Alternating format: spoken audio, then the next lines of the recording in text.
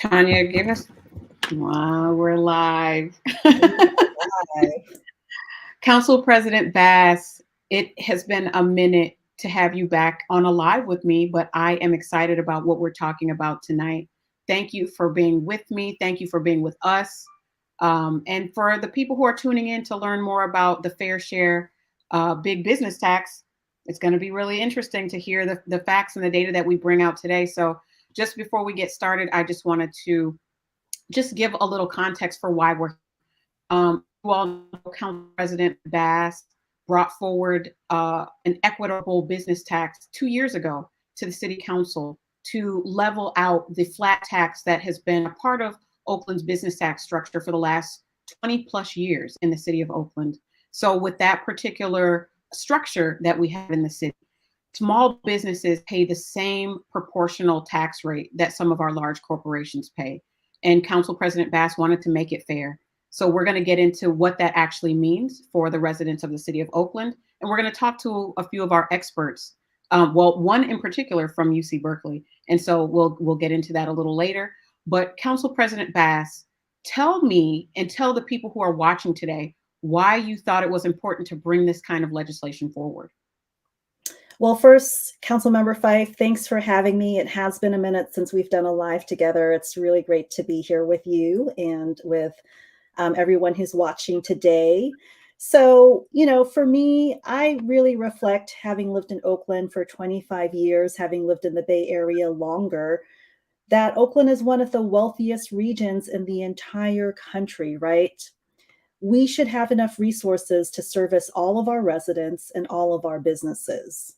We should, but year after year, as we work on balancing our budget, we face really tough choices around the services that we need to prioritize. And sometimes that means considering service cuts or hiring freezes or even layoffs. And so, you and I hear a lot from our neighbors, our constituents, the trash and blight that we see every day, more and more homeless neighbors on our streets.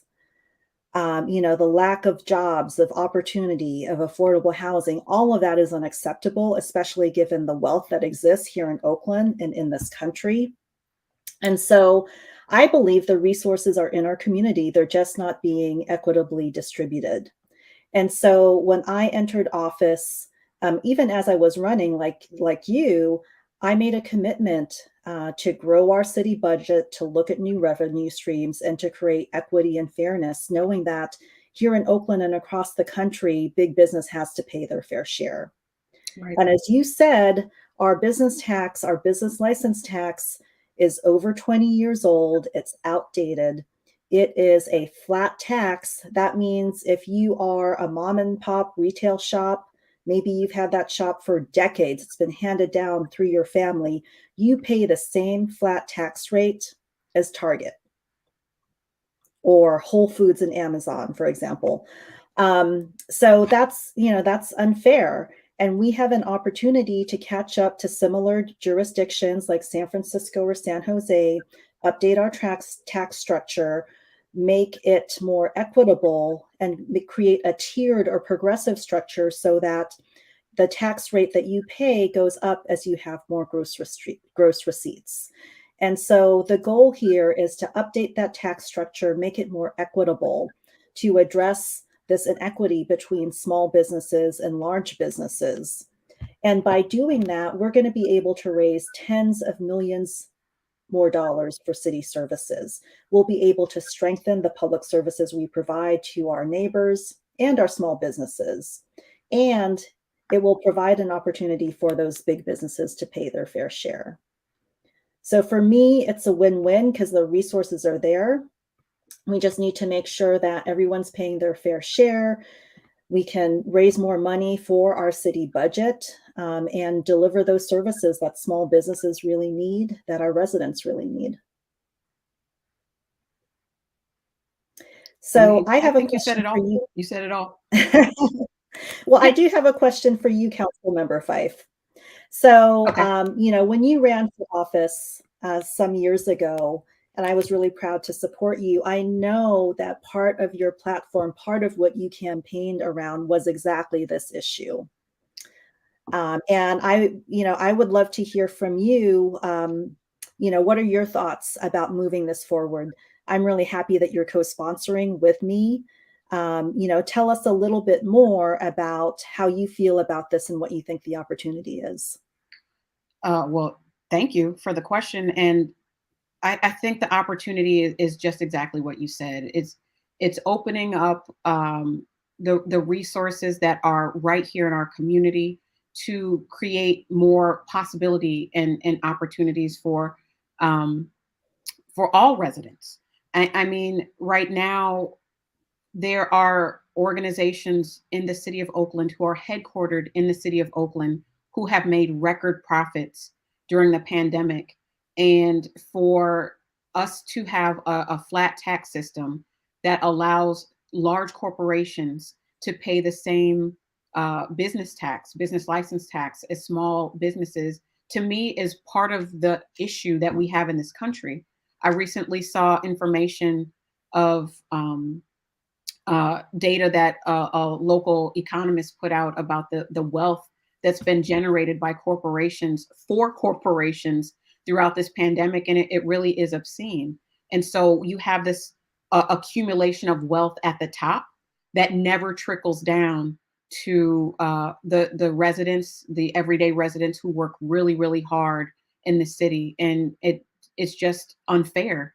And that's why I was excited, and that's why I campaigned on taxing the rich to pay their fair share to contribute to society, because that's honestly something that we don't do nearly enough in this country, which is why you have these gross chasms of the haves and the have nots. So I really wanted to address the inequality that we're experiencing that is represented on the macro level in our federal system with a solution on the local level, because that's where you can really have impact. And I wanted to do that during my tenure as an elected official in the city of Oakland. So I'm honored to co-sponsor this legislation with you.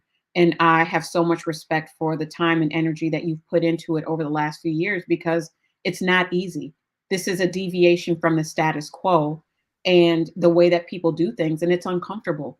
It's uncomfortable for people to even have the conversation, let alone think about actually transforming our existing systems. So I want to say hats off to you for being bold enough and courageous enough to bring this legislation forward and to be persistent about it. So I'm excited to be a part of moving it forward and fulfilling one of my campaign promises, and really building for the residents of Oakland who deserve to see a clean and safe city where their tax dollars actually go to what it's supposed to, which is the general welfare of the entire city. That's right. That's right. And as we drafted this legislation, well, actually, first let me just chime in here and say thank you to all the volunteers who participated in the Blue Ribbon Task Force to Yeah. study this issue. Lots of meetings, hours of meetings over the course of a year to get to a set of recommendations which were foundational to our legislation. So thank you to all those volunteers.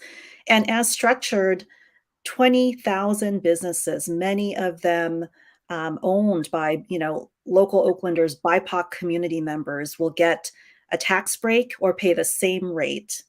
And at the top end, there'll be higher rates, there'll be fair share rates, and that will really allow us to raise very desperately needed revenue so that we can put more back into our community. It's going to go back into supporting our homeless residents, supporting our businesses with better services at our permit counters, at our business assistance center, cleaning trash off the streets, all those things that we know every day people are asking for, and they deserve it. Right, exactly. And shout out to my Blue Ribbon Task Force appointee, Adriana Fife. I appreciate it. Thank you for doing that. And all the people, as Council President Bass said, worked on this unpaid volunteer job for month after month to give us just the platform to build on. And I want to also say thanks to the businesses who've weighed in with their criticisms, critiques, concerns, fears. I hear you. I'm listening to everyone who has something to say about weighing in on on this particular piece of legislation because it's all valid. I don't shy away from individuals who do not agree with my positions. It informs how to make positions and legislation stronger. Um, so even if we disagree, I think opposing positions are helpful because then we get to see how, how everybody's voice contributes to the conversation. But what I will say is, regardless of the position, we need a change. We need a new tax structure. And that's at the beginning and end of the day, that's the reality. And so we have some experts here, a particular individual, Council President Bass. I don't know if you want to introduce our special guest who's going to be available to share some data around the equitable business tax. So, Sure, I'd be happy to do that. So we have joining with us tonight Sara Hinkley, who is with the UC Berkeley Center on Labor Research and Education, and also teaching, I believe, in the planning department. Is that right? And thank you, Sara. So when Councilmember Fife and I embarked on putting together this piece of legislation, building off of a couple years of work, if not even longer, it was really important to us to have a lot of information to inform the legislation and good data and analysis, especially around the economy, because there's so many varying viewpoints. And this is really an opportunity for us to hear directly from you about the research that you've done. And we'll make sure that we put into the chat a link to the UC Berkeley report that you authored. And maybe to get us started, Councilmember Fife, would you like me to ask the first question of Sara? Yep, go right ahead. Okay, great. I'll take this first question then. And so, Sara, our first question for you is, how will the fair share proposal that we have introduced affect Oakland's economy?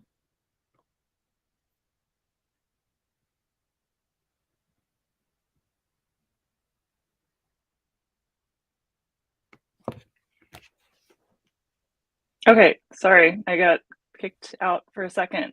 Can you hear me? Yes. Great. And thank you for asking us to look into this this measure. You know, I started looking at economic development policy 20 years ago, maybe more than 20 years ago. And this is the eternal question about how do tax measures affect whether businesses add jobs, reduce jobs, relocate. And I think we've seen in this proposal that the standard response often to proposals to restructure or increase taxes is that businesses will respond by leaving or reducing jobs. So that's something, the first thing we did is just really look into the report that was produced by the task force that estimated a certain number of jobs would be lost. And I just want to start by saying that, you know, in the decades that I've spent doing this research, it's so clear that there's really very little evidence to support the idea that taxes are a primary driver of how businesses decide to behave, right? Whether they, how many people they decide to employ, where they decide to locate, whether they decide to expand, are really driven by so many different factors, including taxation. But I think particularly for an economy like Oakland's, you know, we're not a low cost location, right? We're not attracting businesses that are trying to compete based on reducing their costs to as low as possible. We're competing for companies that are looking for a great labor market, that are looking for a place that has a lot of amenities, that has people with a tremendous diversity of skills, for places that offer services and a quality of environment that will help businesses thrive. And we've heard that from Oakland's businesses as well. And so the first thing we did was just look at what are the things that are attracting businesses to Oakland and helping them to thrive. And, you know, the research that I've done over the years makes clear that what what successful economic development strategies include are things that nurture the factors that keep businesses growing and thriving in your city. So labor accessibility, the quality of your workforce, occupancy costs. In our case, we have very high, right, commercial rents. We have very high real estate costs and adequate public infrastructure. We have tremendous public infrastructure in the Bay Area, which is also expensive, and much of that is underfunded. Safety and cleanliness for employers, for customers, people feeling safe when they come to and from work. The economies of scale, that we call them agglomeration economies, that happen when you have businesses of all different types or businesses within a shared industry, densely located in an area. That helps businesses draw on a rich labor pool. It helps them be close to other innovators in their industry. Businesses need to be close to their customer base. So obviously for a restaurant, that means people to come buy your meals, but it also means for law firms, it means you need to be close to the kinds of businesses that need your services. All of those are things that Oakland has as an economic ecosystem that we need to figure out how to nurture. And then, of course, other pieces of that cost puzzle, right, which is the overall tax burden that any business is thinking about. And I think one of the first points to make about the effect of this particular tax proposal is that it's one piece, a pretty small piece of the overall tax picture that most businesses are facing. So they are also paying state corporate income taxes, they're paying property taxes, they're paying federal income taxes. The taxes that they pay to Oakland through the gross receipts tax are often deductible through state and federal income taxes. So the first thing we had to figure out is, what is the actual scale of the tax increase that we're talking about? Especially given that we have a very, as you said, a very small number of businesses that are actually going to face a significant effective tax rate increase. You have, according to what the city provided, you have over 53,000 businesses. About 1,700 of those, or 1,800, will be paying a tax increase. That's a really small percentage of your businesses. And the tax proposal that you have is progressive, obviously, based on the size of the businesses. So many of those businesses are facing very small increases.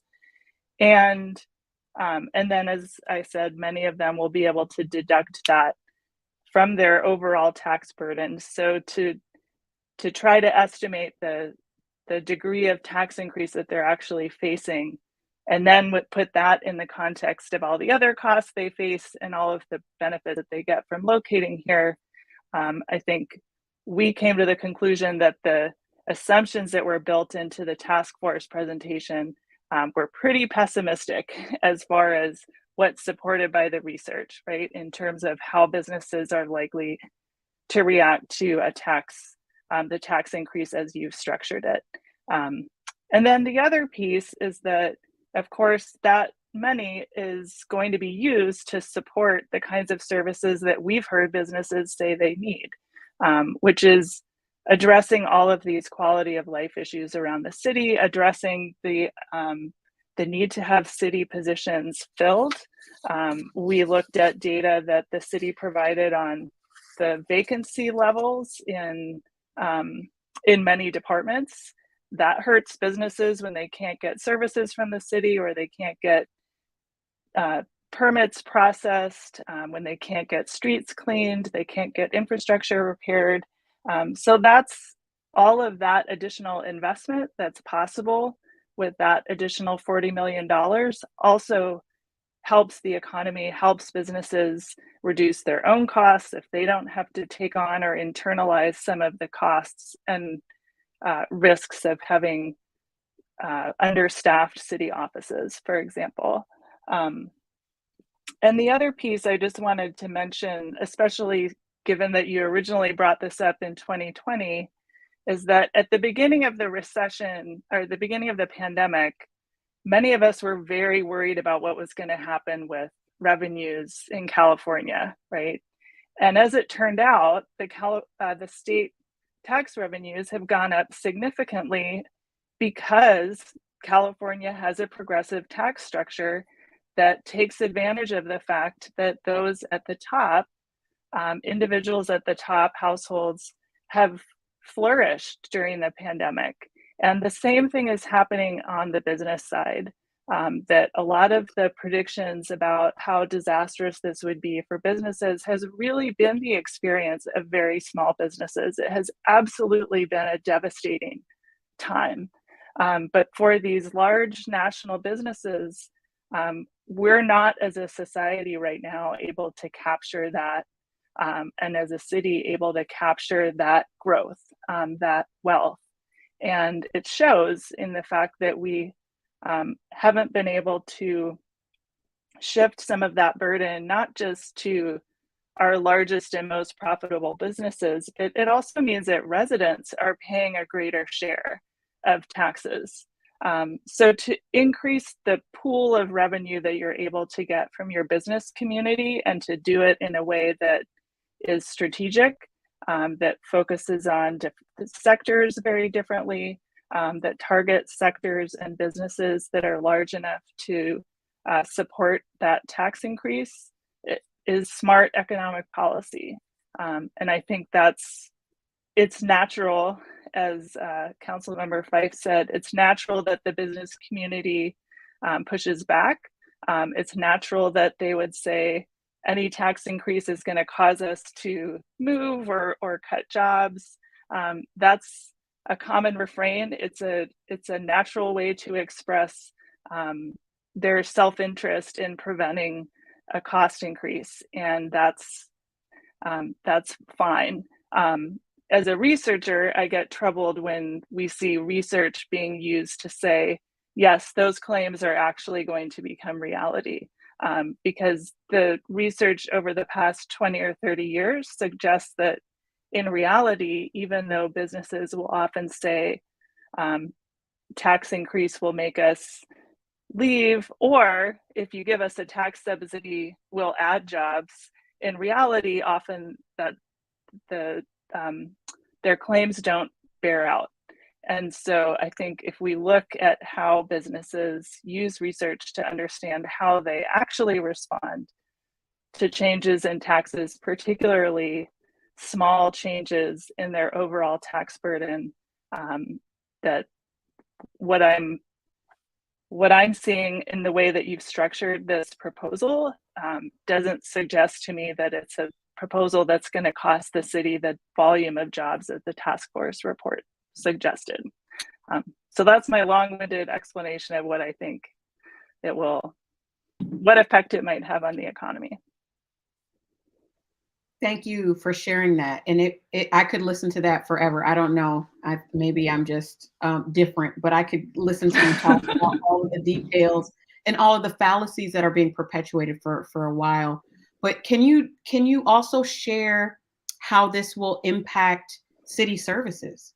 You talked about that trickle down theory of economics does not bear out in reality historically.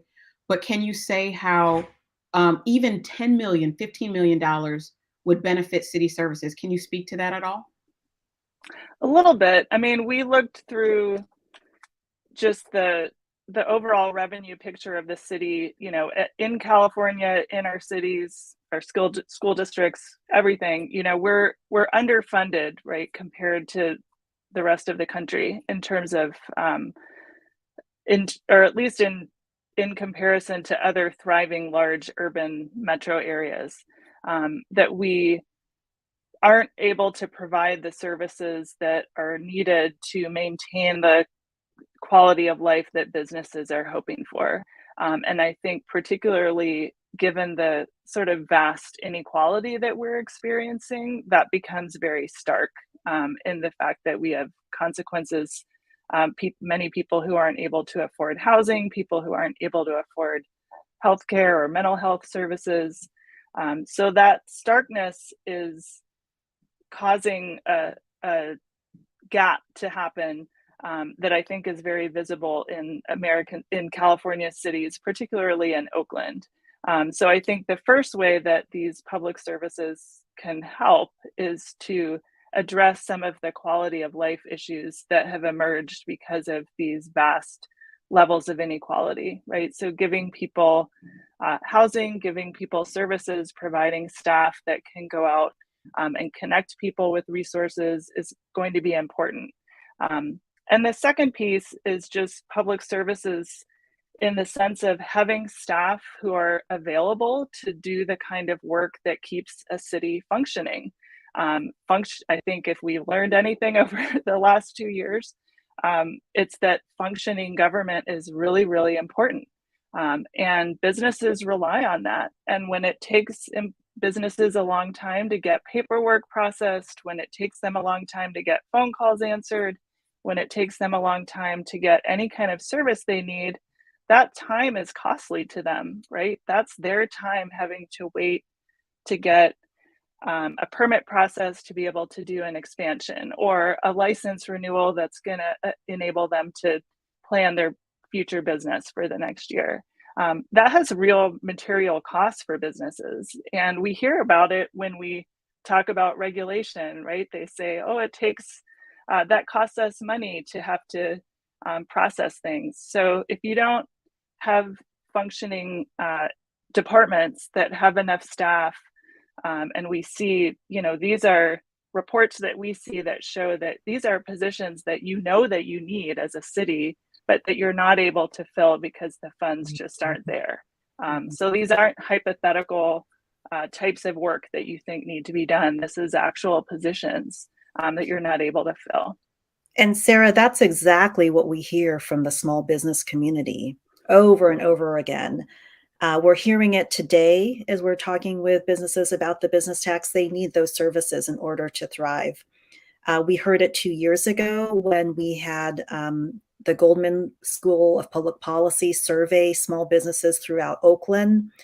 And even back in, I believe it was 2017, we heard it from a small business task force. Those planning and permitting services are important. Just the basics of keeping our streets and sidewalks clean. Having a set of people, not just 2 people, but, more staff in our city departments who can assist small businesses. Those are the types of things that we can invest in if we're able to restructure the system. Yeah, and I think those kinds of costs are particularly challenging for small businesses because they don't have dedicated staff to chase things down or wait in line, or they don't have that infrastructure. So in ways, having that is especially important for businesses that are, sort of on the edge or operating on a very thin margin. So I thank you for those that information. We are getting some questions in the chat, so I'm going to start just taking those, and we can answer them as they come up. So Clarissa Douthert is saying, excuse me if this was asked, will any of these funds support incubating small businesses, especially in communities of color? So I actually don't know what all. I think the intent of the measure is to put funds into the general purpose fund so that the city has the opportunity to target those resources the way that they see as most important. So that that will be in your hands to some extent. So you may be better able to speak to where you think that will end up. And I will just share briefly that I did bring a scheduling item for the Rules Committee that incorporates some of the information that was shared with me by Council President Bas from the Small Business Roundtable. I think there was one in 2015, 2017, 2017, and co-op. There was a co-op resolution that was passed in 2015. So 2015, 2017, 2021. We've heard what the business community needs. I recently met with some of the business associations in my district, and they were saying that they need things like street maintenance, street tree maintenance, just facade improvements, and clean streets and things that the city has formally been able to address that we are taking into consideration, following up with the reports that have been made in the past, so we can create something on the city council that addresses the needs of those businesses. But we feel that making sure that we have fully staffed positions to undertake the tasks of what's been listed to us from our business communities are ways that we can help. And we are also working to ensure that there are resources for our businesses of color, our BIPOC businesses, to give them the support they need through our one-stop, our ticketing, our permitting counters and things like that. But we need the staff to do that appropriately. We have a 16% vacancy rate in some of our departments, and some of the most impactful departments. And so we need to address that immediately. I will continue to ask questions that I'm seeing pop up in the chat. And feel free if you want to join me in asking these questions, that will be fine. We do have another question from Clarissa Douther that says, how can small businesses get involved? So we should be very clear that right now there are different paths to get involved, but we are asking for support for the council measure. And That's Council right. President Bas, you can share more on that. Sure. So there are a number of proposals out there, and perhaps at the end of this, we can talk about some of the next steps with these different proposals.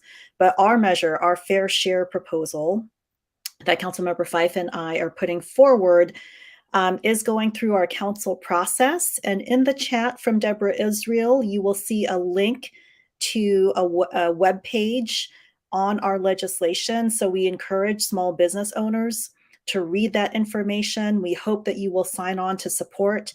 And that is one way to get engaged, to connect with us so that as this moves forward, we can hear your voice and really hear what you think that we can invest in once we restructure this tax, once we raise tens of millions in revenue more. What should the things that we invest in be? We put out what we've been hearing the most from a number of small business owners, literally for years. And that's what we want to put these dollars back into. Do you want to take a couple more of the statements in the chat, Council President Bas? Sure. So we can see there's a statement here from Liana Molina and a question. Which big companies would be impacted by this? So Clorox is one. Sara, is that a question that you can help answer? So I can say that the companies that would be impacted the most are the 10 administrative headquarters but that number was given to us by the city without company names attached to it. So the 10 largest administrative headquarters. So these are the companies that are subject to the new proposed administrative headquarters tax, are those with $1 billion and 10,000 national employees, and then they would be taxed based on the number of employees that they have in the city of Oakland. So you all can speculate better than I can about who those companies might be. Clorox is one of them. PG&E is possibly one, but the Blue city Shield didn't give us that. Probably another. What was the other one? Blue Shield is probably another. Yes, Blue Shield. Right. Yeah.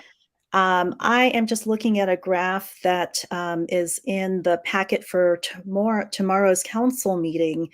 Again, we don't know the names of the businesses because that data is not published, but there is some information that we got from the city that says the top 10 business accounts that would be affected right now under the current law. Those top 10 businesses, they pay 11.3% into the revenue that's generated from this tax. And with the reform that we are proposing, they would then pay a larger share, 24.7%. And so that's part of the equity that we're looking at. It's relief for small businesses. Our proposal would provide relief or maintain taxes for 97% of businesses and only increase taxes for 3%. And that will allow that smaller number of businesses to pay their fair share. And Council President Bass, thank you for that. I'll say for you this next question that one of the things that we also found in researching for this particular measure is that some of our larger businesses are declining to state what their organizational makeup is. So we don't know also what the race and gender leadership is at a lot of these businesses. The smaller businesses, they tend to tell us if they're Black owned and operated, but the more revenue that the larger businesses make, the less we know about who's actually running those organizations. I thought that was key for a race equity analysis. So Council President Bass, there's another question and comment in the chat.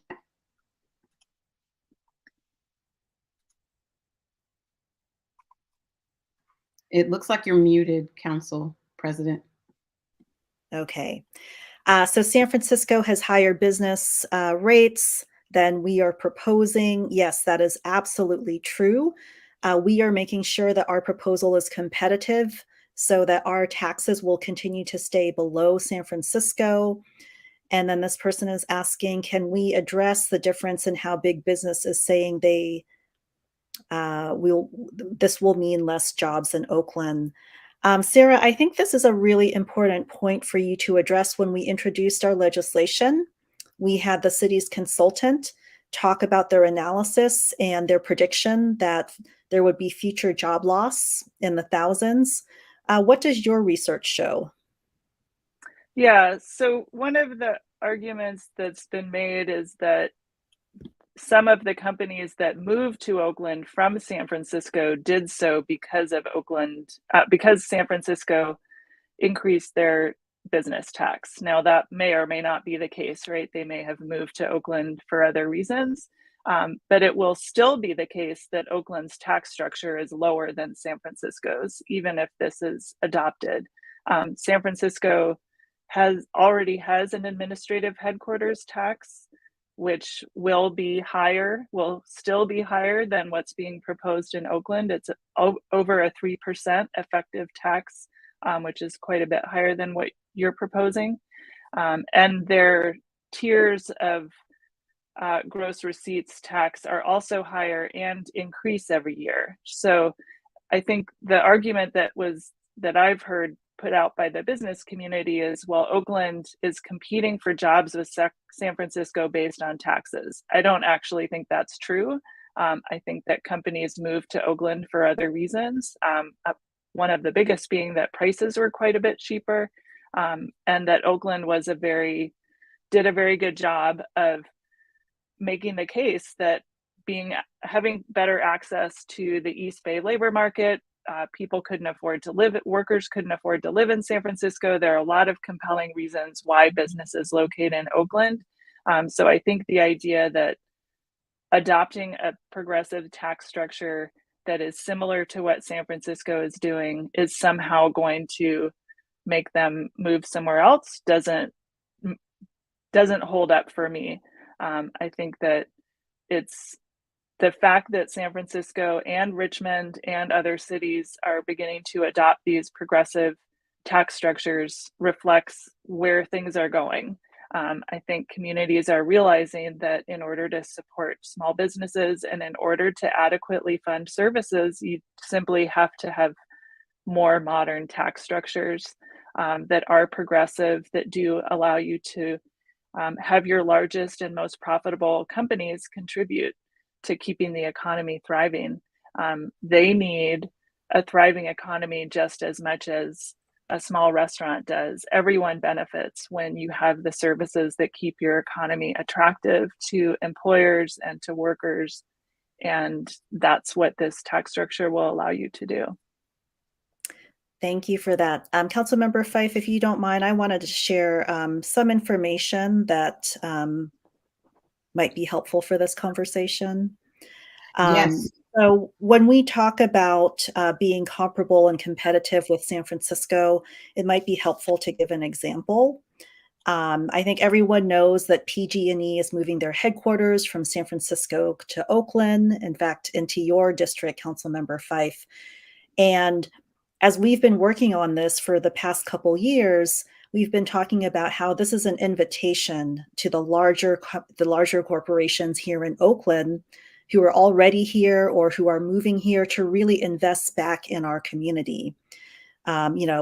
Invest here, help the city provide better services, and that will in turn create a better business environment, and everything that we've been talking about. So when looking at the various proposals, under the current tax structure in Oakland, PG&E pays approximately less than $1 million in this tax.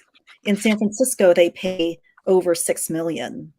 And under this current proposal, they would pay $3 million.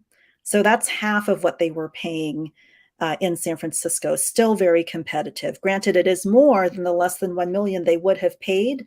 But as you explained, Sarah, taxes aren't sort of a one-for-one because you can deduct those taxes in your state or federal returns.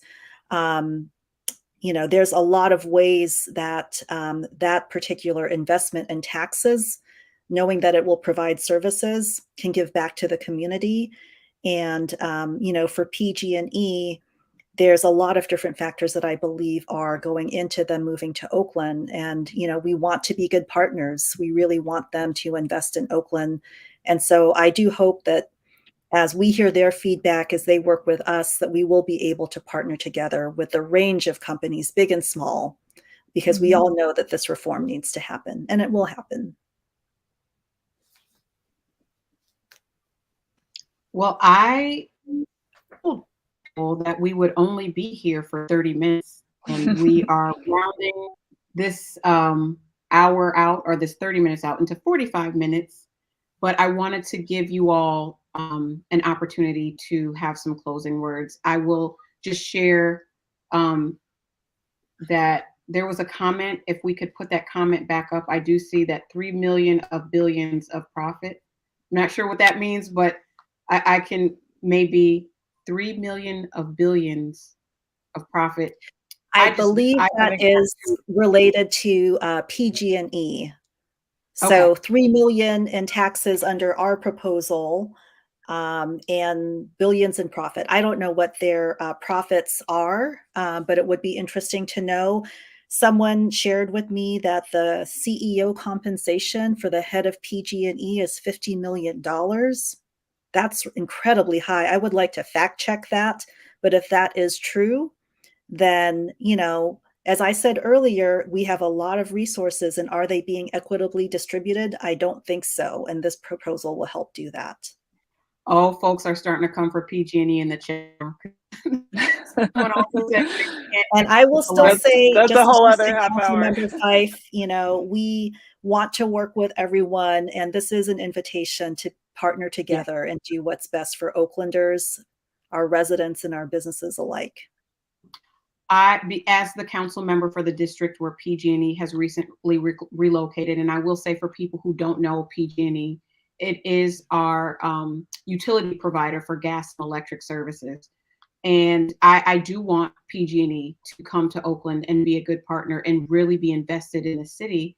And this is one of the ways that they can do that. And I know that they have expressed to me in the past that they do think that the business tax structure should be improved and aided. So I am banking on that they are willing partners in making Oakland as bright and as robust as it can be with the services that we offer, because they want that for their employees too. And so once again, we are still in conversation. Council President Bas is still in conversation to work with these organizations. Once again, I had a conversation with several of the chairs of our business improvement districts throughout District 3 yesterday, and I'm taking into account some of the suggestions that they've made. And we as council members are also entertaining how we can be more supportive of businesses. And one of the ways we think we can do that is to improve city services. That makes our city better for everyone. We should not have vacancies in our public works department, in our Department of Transportation, and we should not have some of the issues that we're seeing in our streets with potholes and the need for traffic calming in the ways that we do, but we need staff to do that. We need the funds to actually address the challenges that we see. I've said enough. I am deeply grateful to you all coming to be a part of this live. I think it's information that needs to get out to the public. I hope people share this with their networks as well. But I do want to give the last few minutes to you, Council President Bas, and Sara as well, if you want to share some things, and then Council President Bas, you can close us out. Sure. I think just echoing some of what you said, that, you know, businesses understand the value of paying taxes and having quality public services and quality infrastructure. I think that most businesses understand the value of having a tax structure that really reflects the business's ability to pay, that's smart and targeted by sector. They understand what they need as well as anybody else. They understand what keeps Oakland's economy thriving and what they need to be prosperous in Oakland. And so I think that, you know, the idea of working together to make this happen is a great one, because there's no reason that businesses should oppose a restructuring like this that really brings value to them.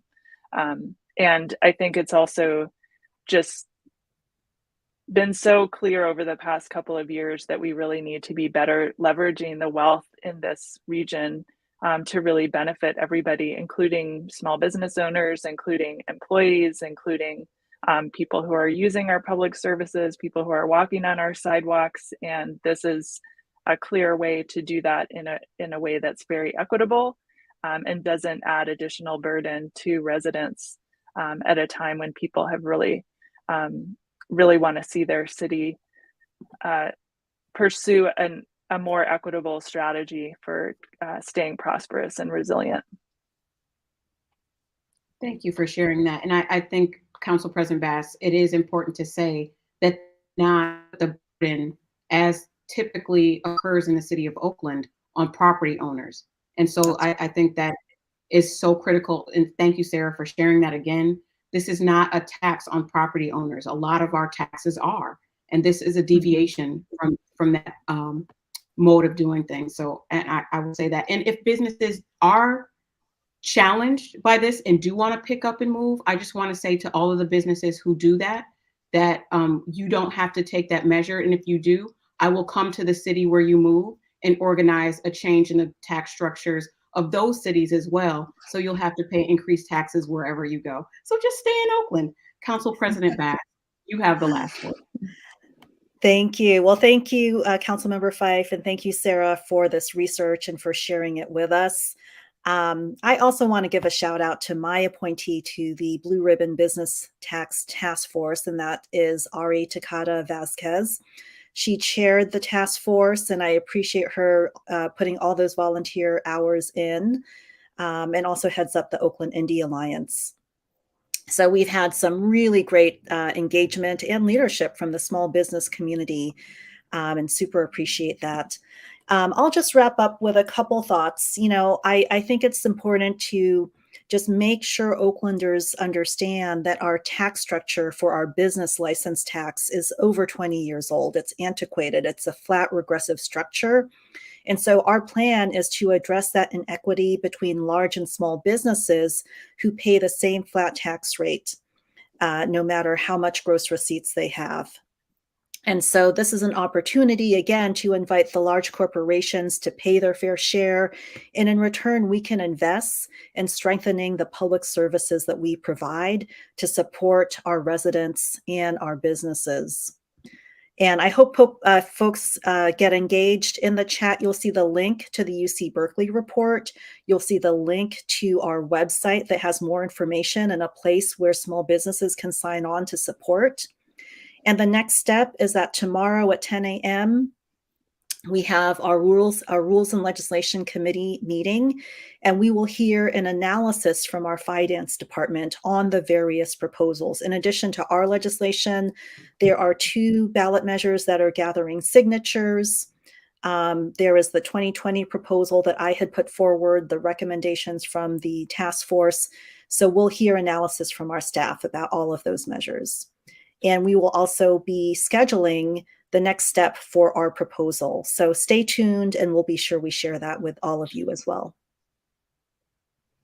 Awesome. Thank you for that information, Council President Bas. So with that, I want to say Joey Harrison, thanks for tuning in. Ibrahim, email district3@oaklandca.gov for the message you want to share with me. Gloria White Gardner, I love you. Thanks for always tuning in from the East Coast. And with that, my friends, please share this video with all of your people, all of your networks, and we will see you tomorrow at 10 a.m. for Rules. Bye. Good night, everybody. Bye. Good night. Thank you.